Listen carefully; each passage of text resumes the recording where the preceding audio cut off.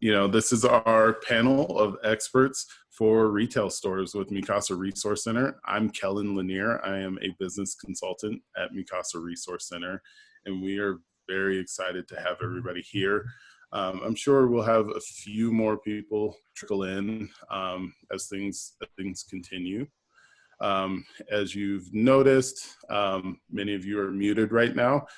We have a few different guidelines that we're going to go by just to make this a smoother experience. So if you have questions, that's perfectly fine. We're not going to ask you to wait to the very end, remember your question. You can always use the chat function to your question if anything comes up during the panel discussion. And then at the end, we'll kind of go through some of those questions in the Q&A segment. Please try and keep your microphone muted during that time. I know a lot of us have pets that can sense Zoom. So when it's on, they just start barking or meowing. So let's just be conscientious of the panelists and kind of keep the noise to a minimum when possible. Other than that, you are more than welcome to use that chat function as much as you want. We will also be providing a survey at the end. It is very important that you fill that out and just give us some feedback on what you thought of this format, your experience, all of those things. You'll be able to give us feedback so that next time we can provide an even better experience for you. Right, and just so you know, this event is being recorded. We hope to put this onto YouTube later. So if you don't want to be on video, you can always hit the little video button, and you can still participate without being on video. But we all hope to see your smiling face. All right. So this is kind of what the poll will look like. We will send you a link near the end, and you'll click through and give us that feedback. All right. So a little bit about Mikasa Resource Center before we begin. So Mikasa Resource Center mission, we believe in the potential of all people, especially to achieve their educational, professional, and entrepreneurial goals. We educate, train, and support youth and adults on their path to economic success. Two of the ways that we achieve that is through our Business Pathways program, which offers training, business consulting, workshops. We have a very cool pro bono patent program and navigation services. And then we also have Career Pathways, which offers trainings, workshops, career coaching, and those same navigation services. All right, now this is what we've been waiting for. So we have a very distinguished panel today. We have Manny Crowley, CEO of Sankofic Journey. We have Dana Golden, who is the owner of Saddle Up, Western Saddle and Tack Shop. We have Denise Burgess, who is with the City and County of Denver Economic Relief and Recovery Council. And we have John Hill, who is a business development representative with DIDO, is kind of what I call it, but Denver Economic Development and Opportunity. And Joanne Greek, who is with DIDO as well as a business development representative. So I will let them introduce themselves. Panelists, we will just start. I'm just going to start with the top of the screen here. If you want to just give a very brief introduction of who you are and what you do, you'll probably do a lot better than I did. So we'll start with Maddie. Hi, my name is Maddie Crowley. I am the owner of Sankofic Journey, and today I'm here to speak about my brand, Sankofic Gem, which is a collection of handmade items from Africa. and how we are surviving amid COVID. So I'm good. Thank you. And next we have Joanne Greek. Hey, good evening, everyone. I'm Joanne Greek. I'm with the City and County of Denver Economic Development and Opportunity Office. And I'm just going to speak with you briefly about the Small Business Emergency Relief Grant Program that the city presently has rolled out to businesses that are economically impacted by the pandemic. Thank you. Thanks, Joanne. And next we have Denise Burgess. Hi, I'm Denise Burgess, and I'm a mayoral appointee to the ERRC Council and co-chair of the Small and Medium-Sized Business, we call it Back in Business, the BIB Committee. My day job is President and CEO of Burgess Services, which is a second-generation construction firm here in Denver, Colorado since 1974. And I'm here to talk about some of the things that we have. Our purpose is to use our business experience to advise the city and advise the mayor on different ways using our business experience and how we can help small and medium-sized businesses for our committee look at, strategies and also look at current ways we do things and maybe think of new ways to do things within the city to help small and medium-sized businesses. Thank you. And next we have Dana Golden. Hi, I'm Dana Golden. As Kellen said, I own Saddle Up Western Saddle and Tack Shop. We're in Longmont. My dad started this as a retirement hobby 23 years ago. We teamed up 10 years ago, and then I bought the business from him in 2014. Thanks to Mikasa, I do believe I have had a very successful business, and I owe a lot to you guys. So we'll talk about that more. Thank you. Thank you. And last we have John Hill. Hey, I'm John Hill, Denver Office of Economic Development and Opportunity.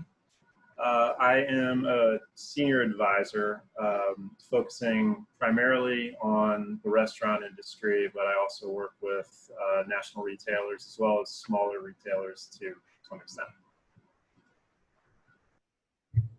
Thanks, John. Okay, so let's talk about retail. Okay, so this question really goes to all the panelists, but let's start with Joanne. So Joanne, what has been the biggest change you've seen businesses have to overcome in this time?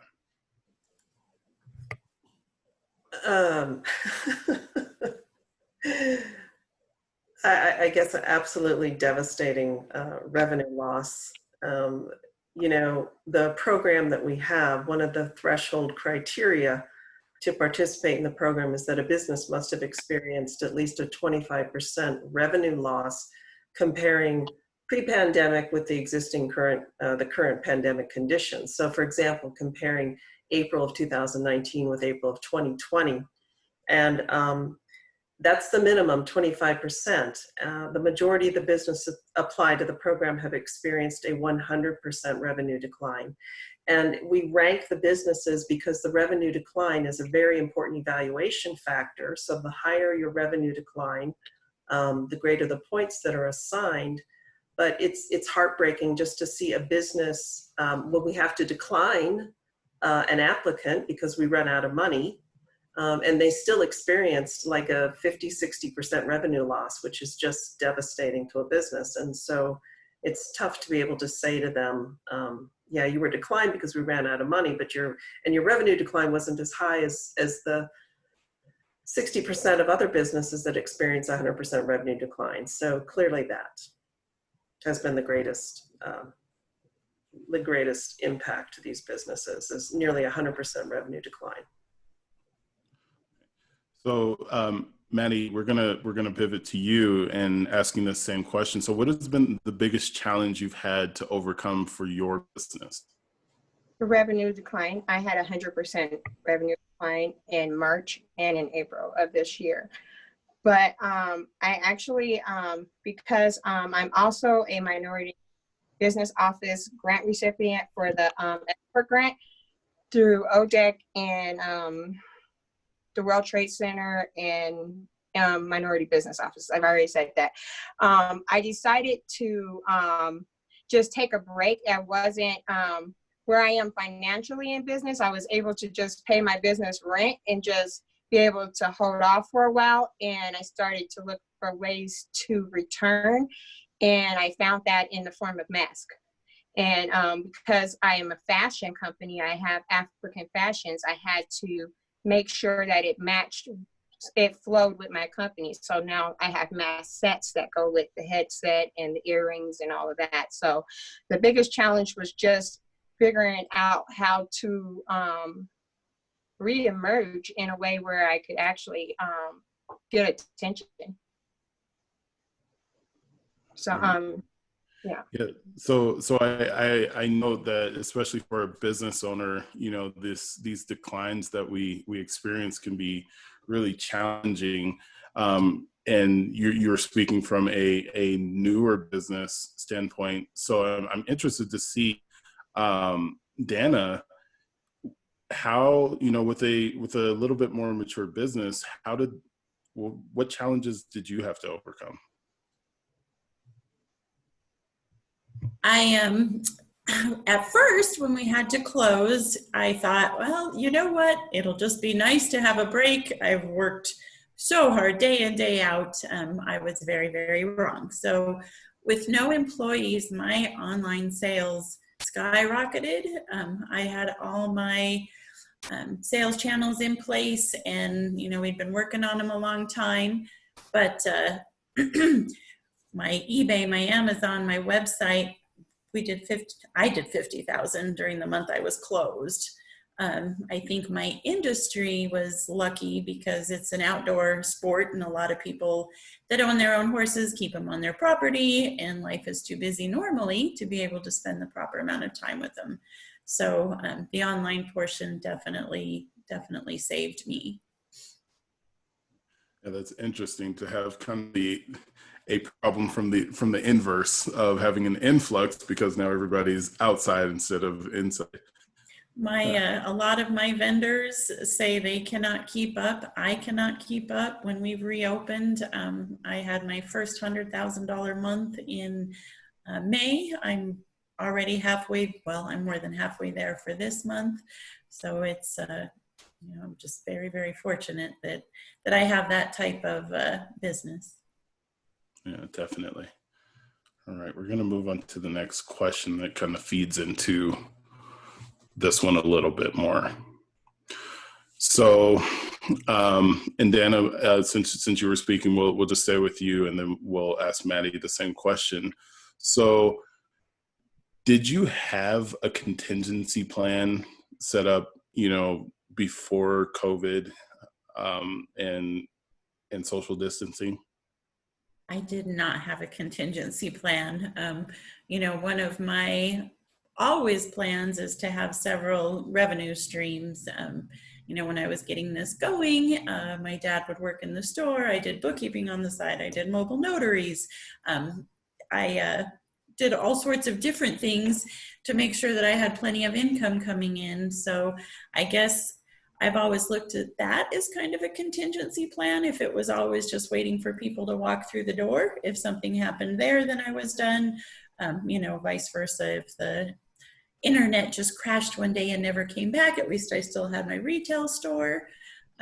But I was quite shocked how fast, you know, I'm in my own little bubble working day in and day out, keeping the business afloat, and I did not realize how severe the COVID, you know, it was about a week before we closed that I knew how bad things were. Okay. And Maddie, how about you? Did you have a contingency plan in place? No, I didn't, but I've always had extra streams of income because I'm a single mom. So I have to make sure, you know, this is a fairly new business. I've grown it from pennies. So I've always had other sources of making income.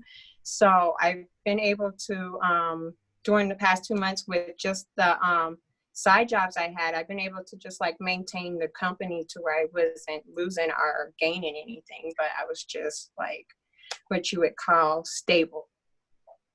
and we were on an extended vacation. And that's what I explained to customers. So no, but yes, in a way. Okay. All right. So hearing that from the business owner's perspective, it would be interesting to hear from the city's perspective of just hearing those experiences. And this question is for Denise.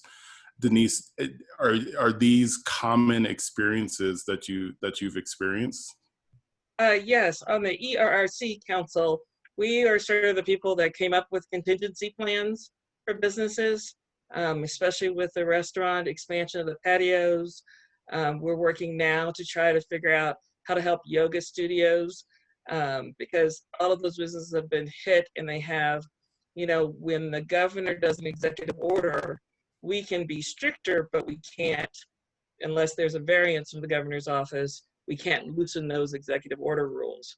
So for us, it was helping the city staff and helping those businesses and listening to them through town halls and different arenas to say, how do we help you? And the restaurants were hit very, very hard, and we're sort of a foodie town in Denver. And so it was a big impact to the income in hotels and hospitality, along with retail. So it was very interesting. And like Saddle Up, we were open. I own a construction firm, so we were part of the essential workers.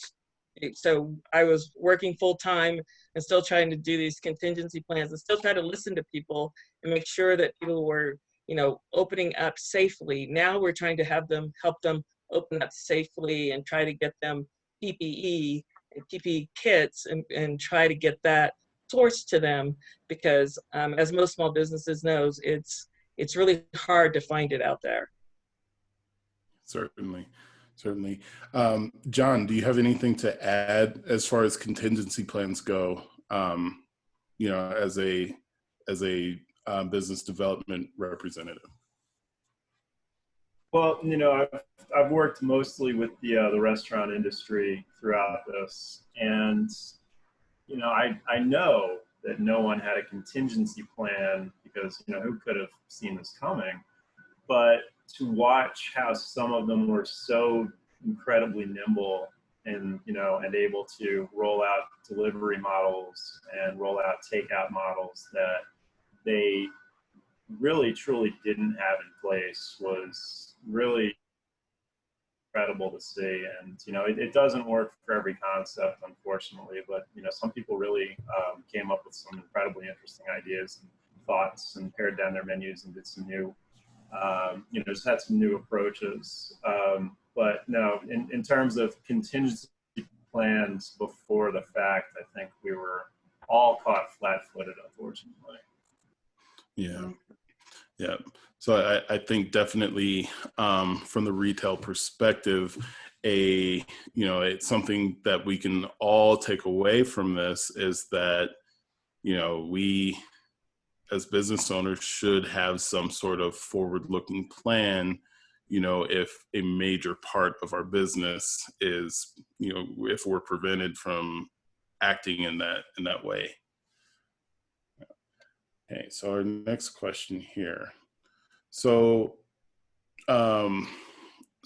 Joanna, have you seen a pattern or specific ways retailers or other businesses have adapted, and what were the results?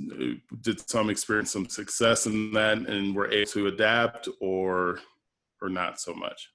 Well, I think John has seen the better and quicker results of that sort of thing, but that's exactly what our one-time stabilization grant is hoping to accomplish when we do award that grant to the businesses.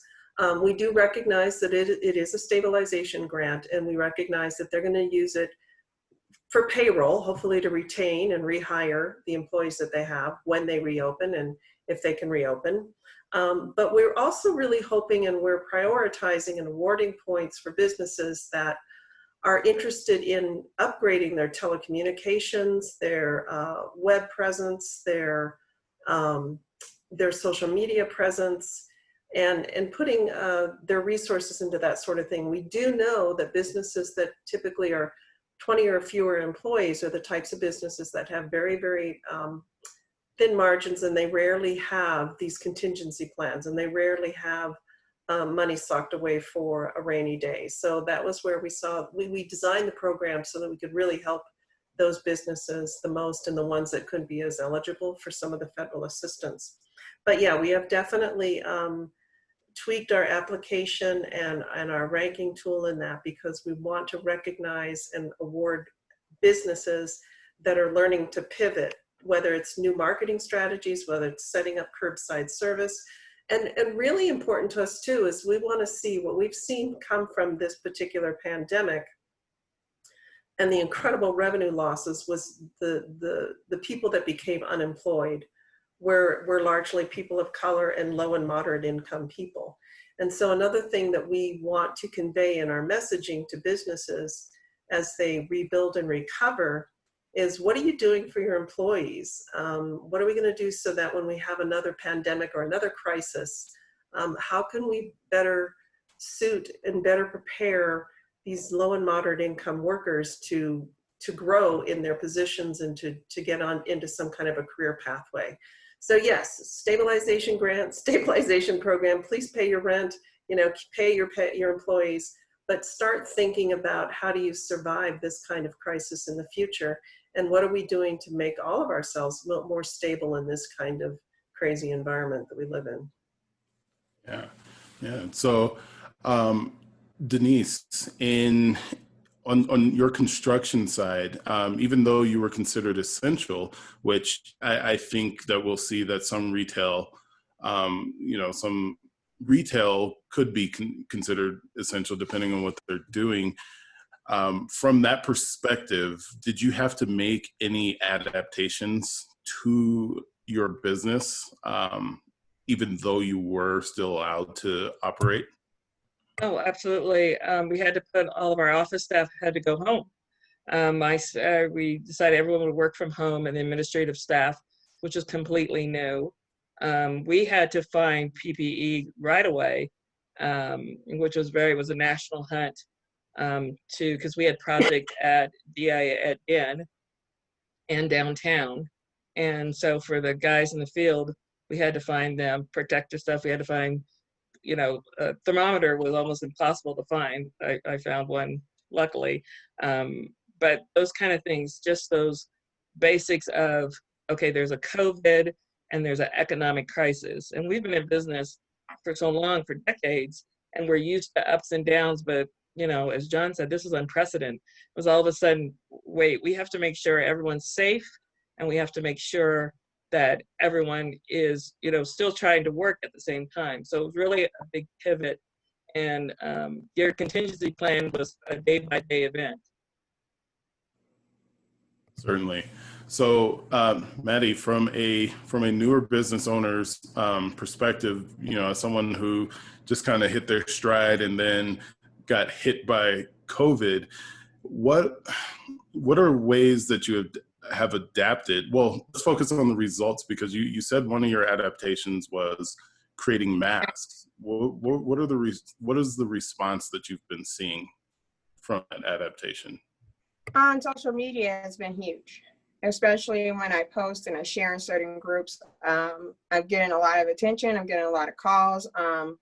Saturdays, I get a lot of visitors, and I set it up to where only one person comes in at a certain time, and they're not here like during the same time space, and you really can't touch any of my items no more. You can, most of them are in plastic now, and the rest are going in plastic. So yeah, I just adapted in a way where I was like, hey, I can't sell earrings, but if I can get someone to make me some earrings to match a mask and a head wrap, I bet I could sell it, and they're selling. And now I'm adding men's and children's. So I just got those in today.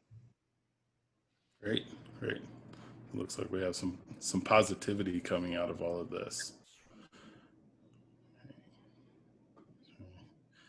All right. So I'm actually going to target this question to Dana, and this is more of just a speculative question here. But why do you think other retail establishments have failed where yours has thrived?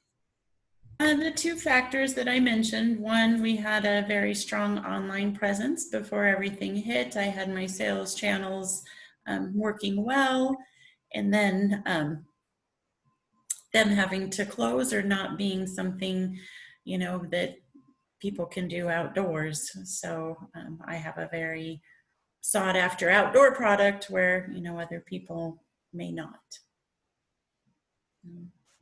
Okay. Yeah. And John, from kind of the higher altitude view of, you know, what's going on in the city, what do you think about this? You know, do you see a pattern in adaptations or just business owner outlooks that have lend favor to others where it hasn't some others? I don't think it's one particular pattern. I think there's a variety of different reasons. I think some of the places that we've seen go out had leases that were coming up anyway, and they were, you know, contemplating whether or not to continue on. Some retired. You know, unfortunately, we've seen some businesses that you know, it's that we're not doing exceptionally well before that. You know, this was just sort of the final blow. Some businesses were too new to be in a position to weather this storm. It takes a while to get your feet set and to be ready to, you know, to be ready to go and to have that capital. You know, I don't know how any business that's less than a year old can manage something like this on their own. And, you know, some of it was, you know, people had difficulty accessing some of the federal programs. You know, not all of them were, you know, immediately available to everyone. I think that, you know, it was some people got in a little faster than others, maybe had a little bit more experience with very specific programs, you know, SBA programs and things like that. And that certainly complicated things. You know, and I think that, you know, it could also be a matter of fixed costs, and which fixed costs can you as a business really drop as you know, as you're moving forward month to month. And some businesses have heavy fixed costs that they just plain can't shed, and others, you know, are able to adapt by dropping a lot of their costs and being able to move it up, you know, in a more compacted kind of way. So I don't think it's one thing, and I don't think it's even just a couple things. I probably missed 10 or 15 others. But, you know, it's a lot of unique stories, you know, a lot of unique balance sheets, and it's a real tough situation. Okay, so this is just a question spurred by something that you said, as far as just that access to information, and that kind of being a contributing factor to success for the business owners that are on and listening right now. And this is an open question, so John, if you don't have the answer, what should a business owner listening to this take away, and how should they, what is the best way for them to find resources so that they're not left out in the dark when it comes to access to that information, such as an SBA program or getting specific funding? Well, you know, if we had a time machine, the best thing that, you know, anyone could do is go back 3 months and make sure that their bank was an SBA approved lender right off the bat, because that was the key to getting into the Paycheck Protection Program right off the bat.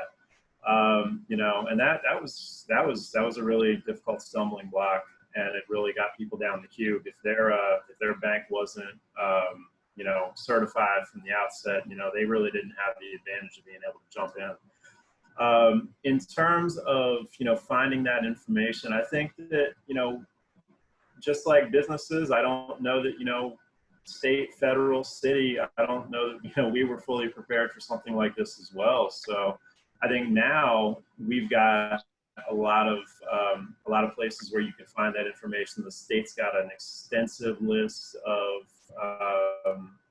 programs and options and ways that, you know, people can you know, access various you know, resources.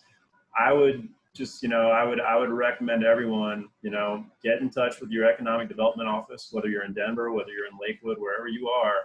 I wish my phone was ringing off the hook, because there's a lot, I've got a lot of information that I can share, and, I think a lot of us do in this, in my agency and in cooperative agencies.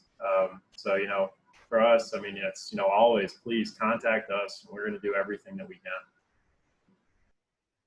Thank you. Does anybody have any anything to add to that follow-up question? Yeah, I would. Sorry, go ahead. All right, looks like we have Yeah. two.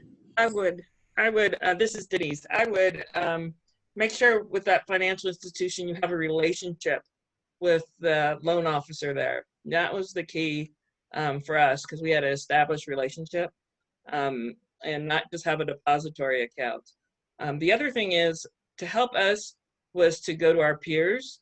A lot of the small businesses, whether they're retail or commercial, was talking to each other and communicating to each other. We might be competitors in the in the normal, in the past normal, but in the new normal, we became good friends and tried to figure out how we could help each other get through it, because I don't think anyone was really prepared, and it made us fast friendships.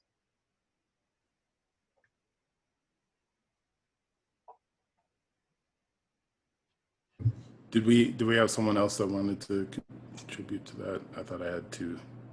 That was me, but she said a lot of what I was going to say. A lot of the resources I found was on Facebook or in programs I was in, like the Office for Economic Development. They did send out emails to everybody who was part of the grant program with resources inside. So every bit of resource I found during that break period I took advantage of. And like right now, if you're a minority business, there's a lot of grants out there that are up to 10,000 that are via PayPal and other means that are giving out money to help businesses stay afloat. So take advantage of it. Thank you. All right. So, when everybody's making these changes, and I think John said it earlier, no one was prepared for this. So did, and Dana, I'll start with you. So were there any regulatory challenges associated with making those changes? I know you kind of had a foot in online and still in person, but switching more to online, did you run into any issues there? I really didn't run into any regulatory issues. Just, kind of going back to the other question, the banking relationship, my bankers were amazing. The I think it was PPE loan or Paycheck Protection loan was scary because I had a very good banker. They made sure I understood everything. Things have changed, but it was very scary. So if a restaurant wanted to take advantage of that, and you had to use those payroll funds within 8 weeks, and you can't even bring your employees back. So very scary to take the money, and then you're double jeopardy because now you owe even more. They just released some changes to that, but that was definitely a concern of mine when I applied for the PPE loan. So I ended up paying employees that weren't working, because if you didn't use the funds, you'd have to pay it back. So Yeah. Joanne, have you seen any businesses run into any regulatory issues, perhaps tax, if they're selling online all of a sudden instead of in their one taxable location for sales tax or something like that? Have you seen if you run into any issues? No, I haven't, but I'm not working in that kind of arena right now. Yeah. I'm really working with those businesses that are just focused on trying to get the grant and trying to apply for everything that they possibly can. So I have to be honest with you and tell you, I'm not the one best suited to answer that question, but maybe somebody else on the panel could. Kellen, if you don't mind me speaking again, speaking of the online tax, right now I'm grandfathered in as a small business, but my biggest fear, of course, is that this resurfaces and we get shut down again and it all goes to online again. And it is concerning because as a small business, as soon as I hit that online tax bracket where I do have to start collecting internet sales tax for myself in all the different places, I get extremely overwhelmed. So it's a concern because of course you want to grow, but how fast can you grow? And it causes a lot of pains as well. Yeah, certainly. Does anybody have any advice for business owners encountering challenges like that?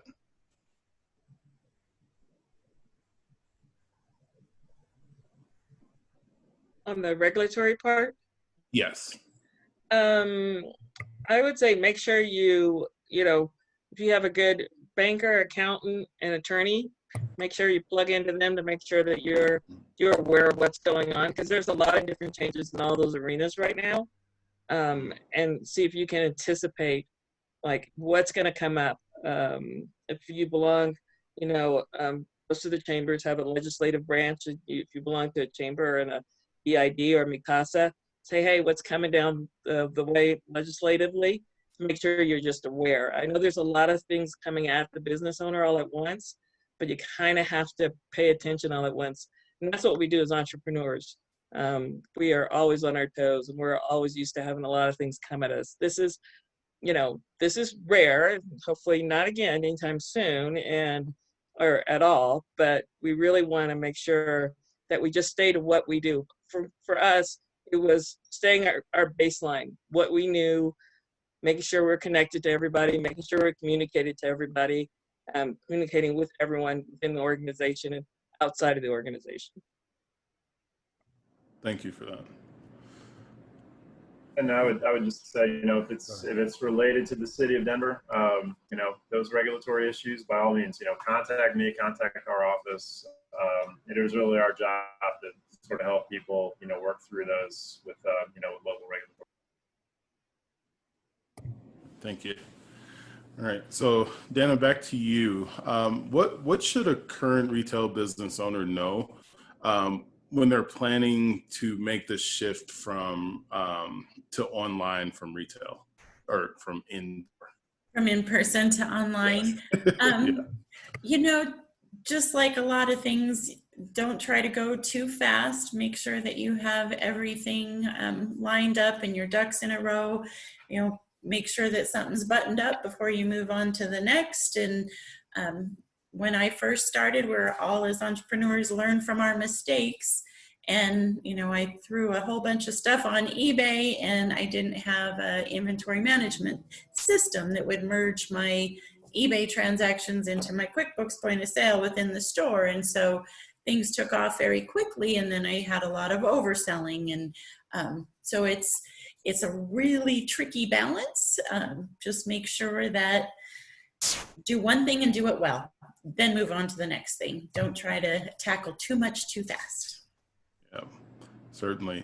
So Maddie, is your experience similar or different? What should a current retailer know about making that transition? That they're going to work at it if they have a customer base and they have social media, then it's pretty easy to take the attention from your store to online. But if not, you're just going to work at it. You're going to join groups, you're going to make friends, you're going to share, you're going to find unique ways of sharing and not just share like everybody else shares. You're going to stand out. So you just have to figure out a way to stand out from the rest to make yourself unique. Because if you look on social media today, you will see maybe 20 different retailers with masks similar to mine. So I had to add some earrings and I teach the patterns, the meanings of the patterns, because I have a history background. So you have to find some way that makes you unique in your business and that makes your business stand out to others. Okay, so keeping that unique selling point in mind when we're making this transition. So even though, our hair may be on fire, there still is a method to it. So it's not necessarily jumping in, like Joanne was, or Dana was saying, but also keeping an eye on what makes you unique. All right. She said, do you have an example of unique? Yes, I do. So every item in my store is actually named after a word in Swahili. So, and that's just right now. So next year I might move on to Kikuru or another African language. So when people come to my store, you're learning languages and you're learning meaning, because everything in my store actually has a meaning historically and contemporary. So that's what makes me unique. That what makes me stand out. I don't sell you a necklace, I sell you history. Thanks. All right. So for our 3 active business owners here, Denise, we'll start with you. Do you anticipate? Well, I guess no. You've been in person for a while. So, Joanne, do you anticipate? Or sorry, Dana, do you anticipate going back to in-person sales only? Will you keep that kind of straddled configuration? I would never just keep a one type of strategy. So yes, going back to in-person sales, we do saddle fittings on site and off site with horses, and so that's one of our unique selling propositions for our brick and mortar store. But I'm going to continue my online sales channels. So I did eBay, we got it really well, and then embarked on Amazon, and just a toe in the water is doing remarkable. Once I can get that down, and once and get a few more people hired and be where we need to be and get caught up, because it has been tremendously busy for us, then I'm going to go to the next and do a Walmart online, because it's the next selling platform.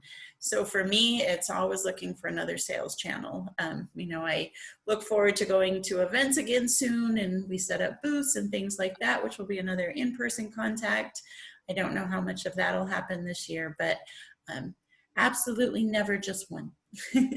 Okay. And I have a feeling if I ask Maddie the same question, but I'm still going to ask just in case you have a different perspective. Should the business be purely in person, given, this transition? Should they always keep multiple channels? What is your opinion there? I would say keep multiple channels. So I've had my business for 3 years. My website is very established, but when COVID happened, because I'm a spiritual person, I kind of shut down my store on purpose. I didn't want you purchasing because I didn't want to leave to have to go to the post office. I didn't want to put myself or my kids at risk. So with that, I used this as an opportunity to rebrand. So I am going to finish my rebranding. I'm almost finished building my new store, and I have enough interest to where I'm not worried about losing customers or losing the attention that I have. I'm just going to do it at my own pace, and people, when they reach in, they understand that they can either come to the office or they can look on Facebook and make arrangements with me to purchase that item. And so I'm just going to keep selling the way I've been, because I've been doing pretty good. But to answer that question, online sales, I actually personally, I want to go to 100% online sales and do very little in my office or in my store sales. But it can take up to 5 years to be established online. So I'm just going to put the work in. So I kind of look at it differently. I don't really want to go back to too many in-person sales after this. My items used to sit out to where you touched them. Now they're in plastic. And I'm just trying to adapt to this in a way to where I am I'm contributing and not taking away. I don't want anyone sick, and I don't want to contribute to that. So that's where I'm at. Yeah, that's definitely a very conscientious perspective there. So Denise, what tips and tricks for marketing do you have in this new environment? I know, especially as a more established business, you're the second generation business owner. Have you found that you've needed to change some things up in response to this pandemic? A couple of things, to the last question, we now I don't have my administrative staff there every day. We had, that's the new normal for us. They did fine working from home, which was, something that was traditional, that you'd had to have someone in the office, and we figured out how we do it with technology. Tips and tricks is just, a steady hand. We're sort of steady Freddies all the time. Highs and lows, it's making sure that you're steady, making sure, I think it's a great idea to rebrand. Perfect time to rebrand, perfect time to try something new. Just because if you can afford to, it's also a perfect time to sort of say, okay, how would I do my business plan different? How would I maybe look into a different business or do a different branch of your business, things like that. If you want to, and I know this sounds crazy, it's counterintuitive, because a lot of people are, losing 100% of revenue, but maybe there was that dream that you thought, well, maybe I'll try that right now. So I always tell people, just be steady and you'll make it out. Taking one day at a time, one step at a time is usually the best way to win this game. Yeah. So you bring up an interesting point. John, do you have many people that you would suggest kind of taking this time to rebrand? Sort of echoing what Denise was saying, well, things are down anyway. Would that be your recommendation? I think if you're considering a rebrand and you're liquid enough to do so, this would probably be as good a time as any. I think it's certainly a tough time to do rebranding if you're struggling to just kind of pay the bills as is. But I think if you're in a position where where you're thinking about updating a business model and you've been doing relatively well over the years and you've got a little bit of a nest egg, I absolutely agree. Thank you. All right, we are winding down on our questions and we're just at about 30 minutes, so we'll get a few more questions in and then we'll move on to the Q&A section. All right, so I think this is the question on every retailer's mind that has a brick and mortar site. How do I enforce social distancing? And what happens when you either have an employee or a client say, no, I'm not doing it? Let's see, it looks like everybody's face kind of lit up with this question. So it's a common experience. Joanne, did you want to answer this one? I just kind of saw you smile there. Oops, I think I'm not muted. I got to be honest with you, this is probably not my area of expertise as well. Yeah, no, that's fine. I just kind of saw you smile, so I thought you had something there. Yeah, Denise. We hear this a lot at ERRC, our small and medium-sized businesses. It is PPE, finance, and de-escalation of when people come into a shop, and trying to figure that out. And actually, we're looking at doing some online training for small and medium-sized business owners. We have some suggestions on the website, on the City and County of Denver website, but it is really challenging because some have decided to make it a political statement instead of a safety, which it is. And we hear from our business owners, they're not quite sure how to handle that. So we're really looking hard on how to help them and working with the city attorney's office and the police department to get some training for our small and medium-sized businesses, or all businesses actually. Right. So as a business owner, Jenna, do you have guidelines in place to handle, or just so you have some sort of scaffolding for this? It's definitely tricky. I have outgrown my shop about 3 years ago, so social distancing is very, very tricky. At our front door, we did put a sign that asked that everybody come in the side door so we can limit the occupation to 10 occupants or less. I am in a lot of rural areas. I deal with a lot of rural people, and the idea of masks are not looked upon very highly. So it's definitely a struggle for me. I always have my eye on to try to set an example, but I will admit I have relaxed as well. And now I've left it up to my customers to be optional. Out in Weld County, I was able to open before Boulder County, before Denver County, again, just being a very rural area. They view things quite a bit differently. All right. All right. And it looks like we lost Maddie here.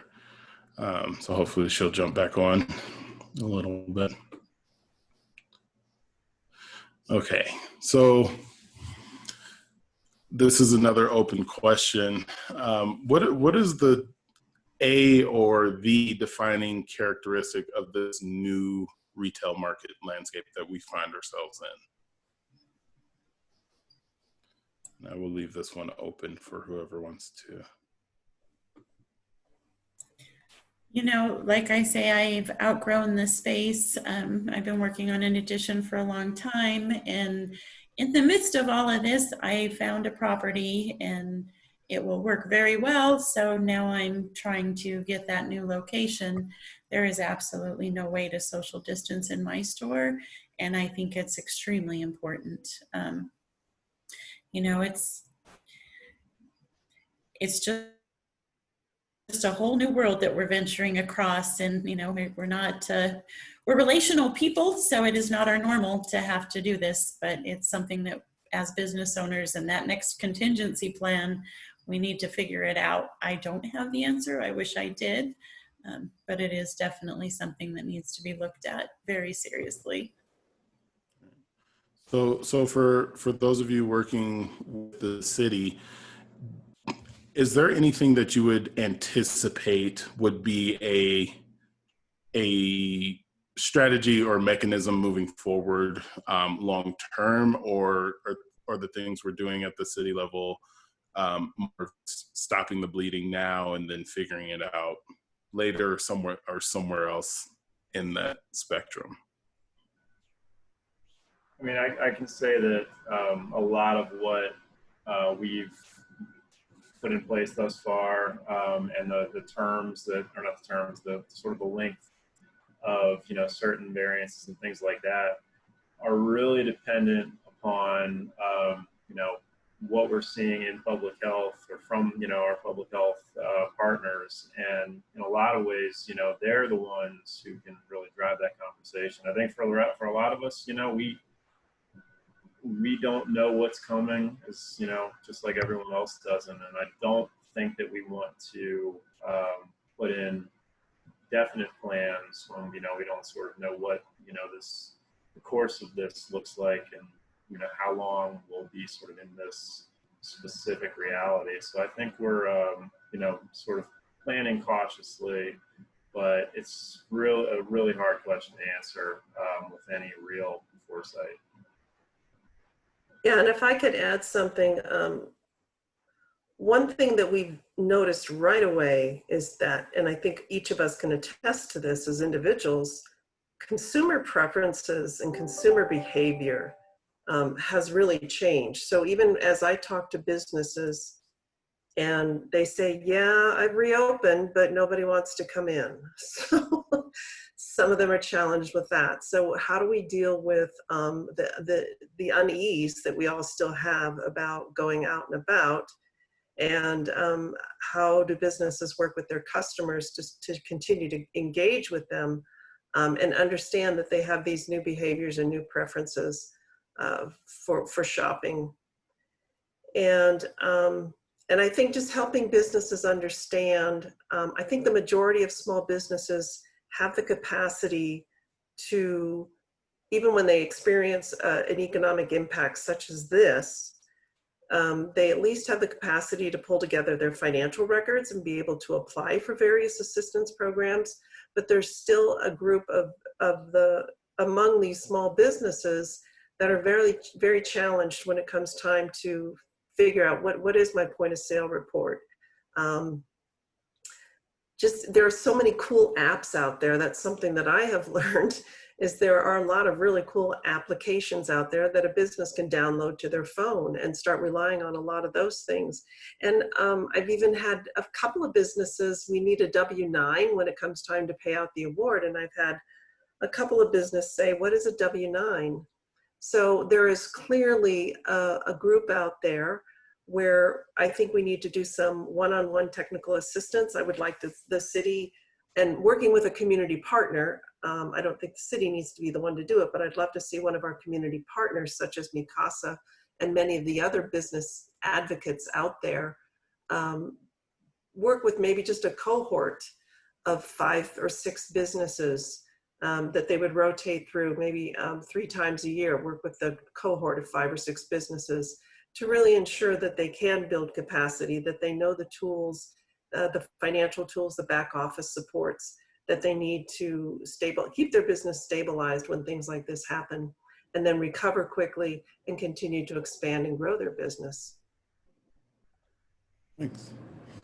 Thank you for that. All right. Got that, having some. All right, so this is our last question. So is there anything you would really want other retail business owners to know? And we'll ask this question to everybody. So Joanne, since you were just speaking, we'll start with you. Is there anything very specific you would like to tell retail business owners? Well, I'm pretty amazed when we first started easing into this whole pandemic and we had the big shock of everything closing. I had business owners call me that were very distressed and very emotional. And I had to keep reassuring them that, you know, if you had the guts to open up a business, and some of them were even new Americans, they were immigrants and refugees. And I said, if you had the guts to open a business and you even immigrated from another country to come here and start a lifestyle and start a life and open a business, you're going to survive this. So I did a lot of counseling that I didn't know I was up to. But I think what's amazing is those people that are really bold and start new businesses. If you can do that and go through the pain and the joy of starting up a new business, you'll survive this, and you'll look for ways to pivot, and you'll look for ways to survive and stabilize and grow eventually. John, is there anything you would like other retail business owners to know? I mean, really just to know that, you know, we are, you know, we do, you know, work for the city, me, Joanne, our colleagues at Denver Economic Development and Opportunity. And, you know, we are there to help guide people toward resources and, you know, help them make connections with others that they need in order to, you know, stabilize and, you know, find a path forward. So, you know, I would just, you know, really encourage people to reach out to us and see what we have to offer, what we have available. We're very happy to help, and, you know, we very much want to do so, especially in a time like this. Thanks. Dana? Just build those relationships and use your resources. I found Mikasa Resource Center back in 2013 when I knew I was going to buy the business. I went to the SBDC to look for some business coaching, and they told me about the Mikasa Resource Center. So, you know, really use everything that you can to build yourself stronger. You may be one, but there's a lot out there, and relationships are key. Did we get Maddie back, or is she still? Okay. Well, hopefully she can jump in for the Q&A. But Denise, do you have anything retail business owners need to know? I think if you're, I always think of it, all business owners is, there's a point of pride, and it's okay to accept help. And it's okay to ask for help too. So if it's through Dito, if it's your clients, if it's your peers, it's okay. And sometimes we get wrapped up in our point of pride as business owners.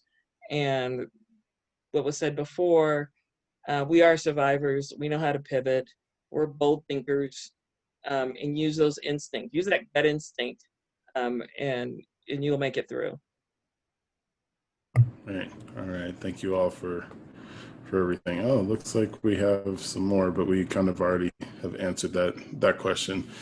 And we went a little bit over, but now we're going to open things up to just the general Q&A. So it's going to look here in the chat box.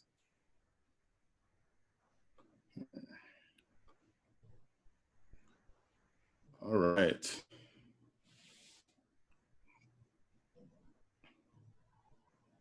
All right. It looks like we have a comment from Monique here.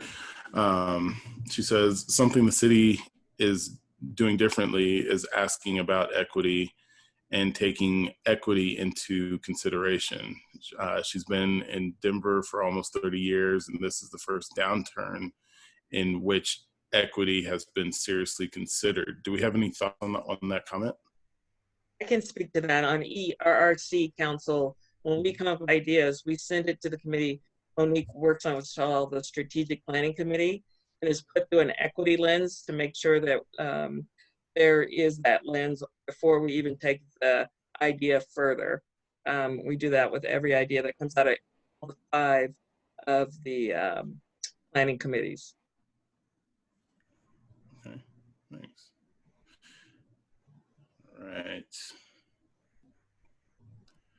Just kind of scanning the all the questions here. Okay, if you go right under the translation and interpretation text, you will find question from Taya's iPhone. Okay. Right from there, you can see like a few questions. I can read them to you if you. Yeah, sure. If you want to read them, that'd be okay. great. Was it a good idea to get loans at this time, considering the unknown future?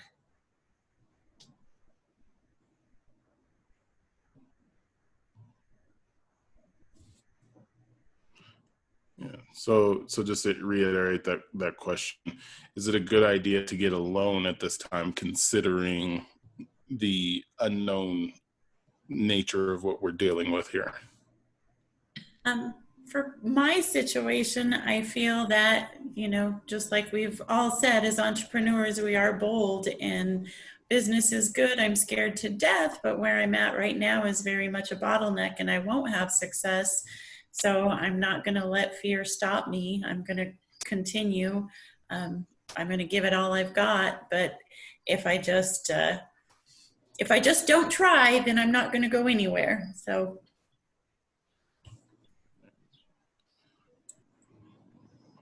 All right. It looks like Cecilia had a question. Cecilia asks, in the overall social media process, is there anything you would that you suggest to stay away from doing? I have one. I'm back. Requesting a like for a like, it really messes up your target market. You see a lot of people doing it on Instagram, on Facebook, but if you have 5,000 likes and those are all from you going and liking someone's page and you liking their page, but then you go into the Facebook marketing part and you want to target your customers to your product, you might not have your market customers. You most likely won't have many in there. So it's best to let your page grow organically. A lot of people hate that because it's slow, it's painful, but it works. Like my page went from 0 to 4,000 in a year. So it's steadily growing. And that was just from me sharing in groups, finding groups with common things, common interests, and just sharing my materials. Okay, thanks. All right. So, all right. So we have another question here. If I can find it. All right. So Francis asks, can someone speak on the potential penalties for not using aid properly? So what are the biggest sensitivities business owners should be aware of?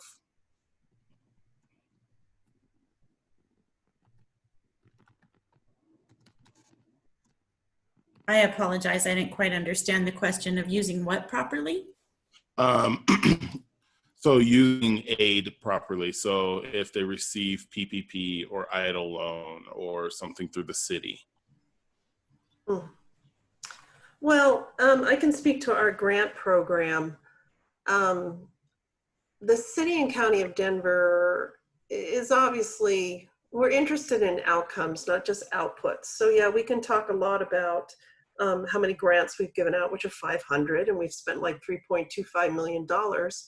But more than just those outputs and those numbers, we have told our businesses that we would like to follow up with them at certain intervals to check in and see how they're doing and see if the grant was effective in stabilizing their business.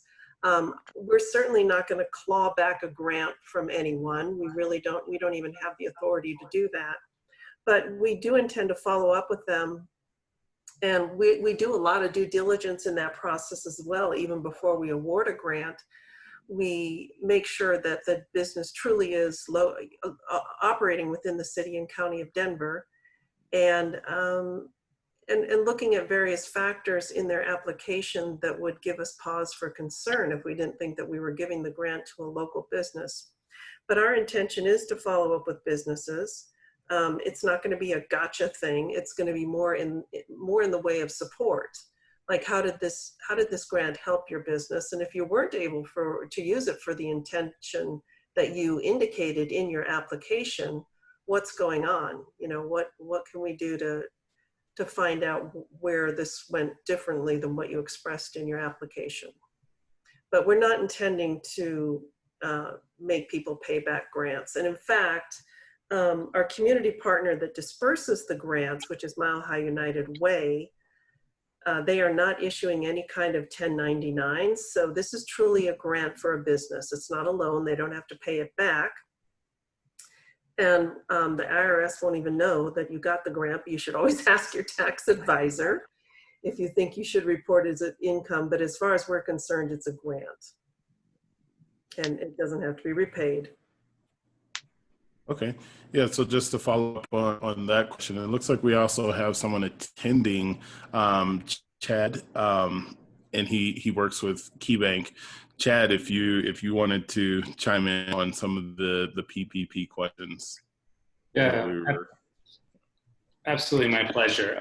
So I think it's, so I've processed, as Monique said, hundreds of PPP loans, hundreds of millions for my clients, and hundreds of applications across the country as a processor, just to volunteer for KeyBank to help the process along. And it's been made clear to us that indeed the Fed continues to show resolve in not actually auditing PPP requests under 2 million.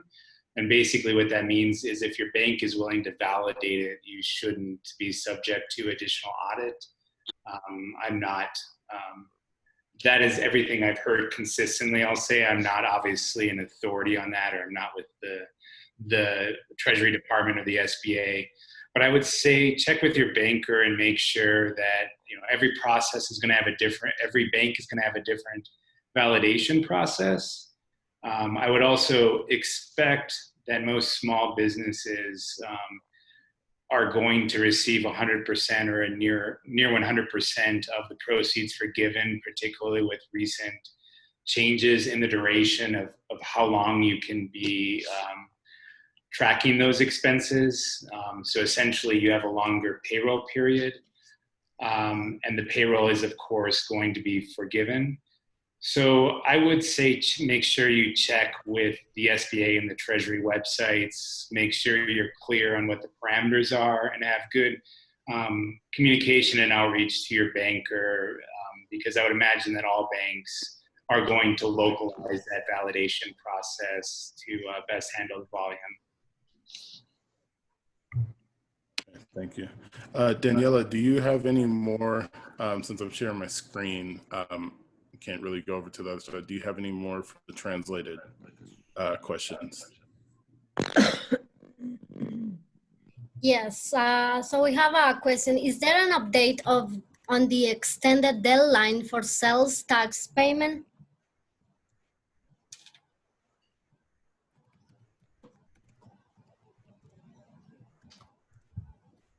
So Kelly, I posted some things in the chat with regard to the sales tax and the occupational privilege tax.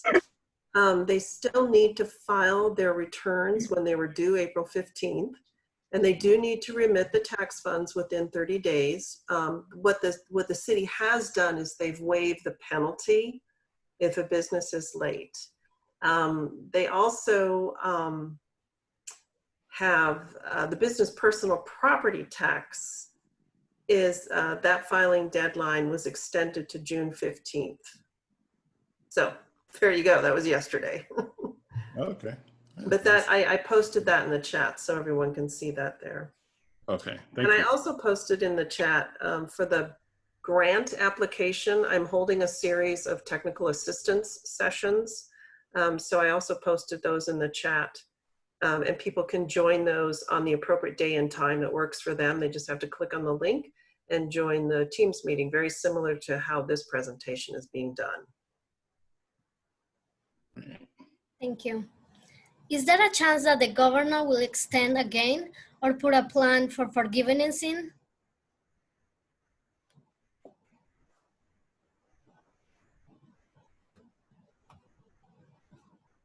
I certainly couldn't speak to that.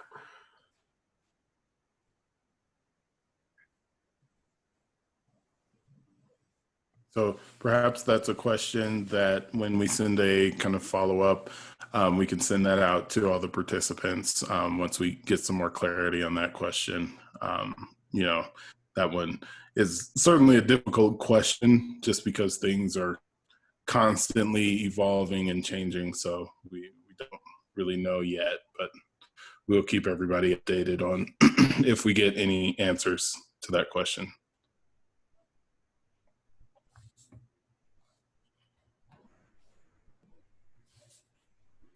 Okay, I think these are the questions from our participants. If you have any more questions, please write them on the chat box, or and if we don't have the answer right now, we will send an email with those answers.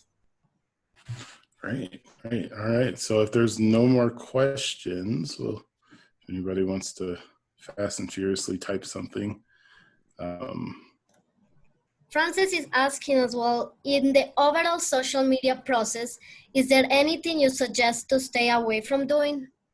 We did answer that one already. Right? Okay. Yep. Oh. Yeah, so those are all. We did have one from Chad, was mentioned that someone supports small and medium-sized businesses, and that would be ERRC. I'm a co-chair. There are over 34,000 registered businesses in the city and county of Denver. 20 and under is usually where we go to small business. 10 and under is where we look at micro business. So between 20 and 50 is where we kind of look at and we consider to be a medium-sized business. Employees, sorry, didn't make that clear. Okay. Yeah, thanks for that clarity there. All right. Okay. Yeah, so we'll go ahead and end the Q&A session here. And I definitely wanted to thank all of our panelists for hopping on, and thank you, Chad, for hopping on in the Q&A section there. We'll be sending out links to different resources. Here are just a few, but these will definitely be in a follow-up email, so you don't have to rush to try and screenshot this at all. And just as a reminder here, Denise, do you want to tell everybody about this business town hall? Or? Yeah, we're planning to have a small business town hall, and Mikasa has graciously agreed to be our Zoom host.